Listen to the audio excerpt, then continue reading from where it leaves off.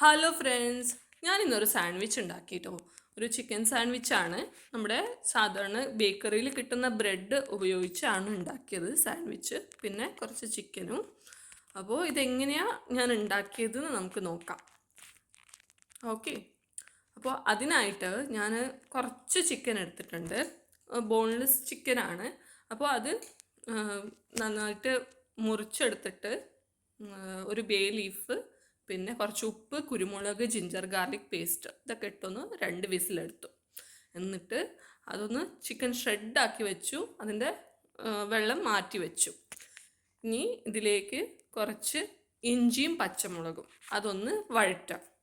എന്നിട്ട് അതിലേക്ക് ചെറുതായി മുറിച്ചെടുത്ത ഓണിയൻസ് അത് ചേർത്തൊന്ന് വഴറ്റിയെടുക്കാം.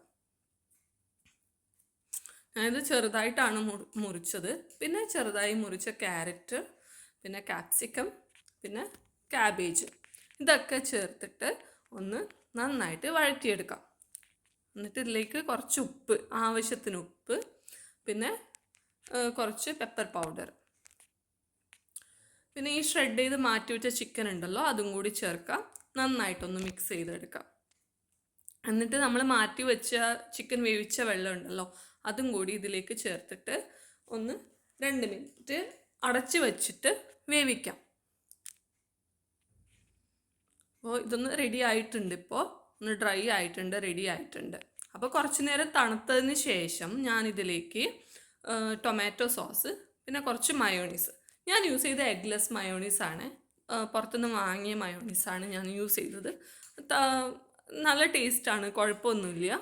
അപ്പോൾ ഇത് രണ്ടും ചേർത്തിട്ട് നമുക്കിത് നന്നായിട്ടൊന്ന് മിക്സ് ചെയ്ത് കൊടുക്കാം. ജസ്റ്റ് സ്പൂൺ കൊണ്ടൊന്ന് മിക്സ് ചെയ്ത് കൊടുക്കാം. പിന്നെ ഇതിലേക്ക് കുറച്ച് മല്ലിയില അതൊന്ന് കട്ട് ചെയ്ത് കൊടുത്തിട്ടുണ്ട്. എൻ്റെ അടുത്ത് വളരെ കുറച്ചുണ്ടായിരുന്നു, അത് ഞാൻ ഉപയോഗിച്ചു. ഇനിയാണ് നമ്മൾ സാൻഡ്വിച്ച് ഉണ്ടാക്കുക. ഞാനൊരു ഗ്രില്ലർ പാനാണ് എടുത്തത്. അപ്പോൾ അതിലേക്ക് കുറച്ച് ബട്ടർ ചേർത്തു. പിന്നെ ബ്രെഡും അതിൽ മുകളിൽ തന്നെ വെച്ചു. ഞാൻ ഈസി പണി നോക്കിയതാണ്. ആക്ച്വലി നമുക്ക് ഈ ബ്രെഡിലേക്ക് നേരിട്ട് തേച്ച് കൊടുക്കാം ബട്ടർ.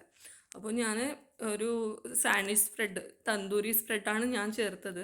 അതൊന്ന് തേച്ച് കൊടുത്തു. പിന്നെ അതിന് മുകളിലായിട്ട് ഈ ചിക്കൻ്റെ മിക്സ് ഉണ്ടല്ലോ അതും കൂടി ഒന്ന് സ്പ്രെഡ് ചെയ്ത് കൊടുത്തു.